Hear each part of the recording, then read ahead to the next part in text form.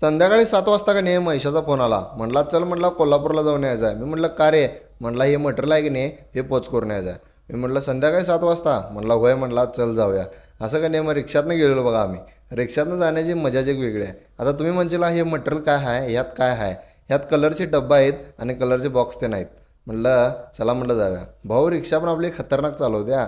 ह्यो माझा भाऊच आहे त्यामुळे काही विषयच नाही. कोल्हापुरात पोचलो गर्दी लई होती गाड्यांची.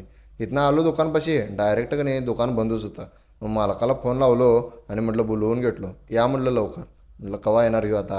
मग तो बदल का नाही हे दादा आलेत बघा.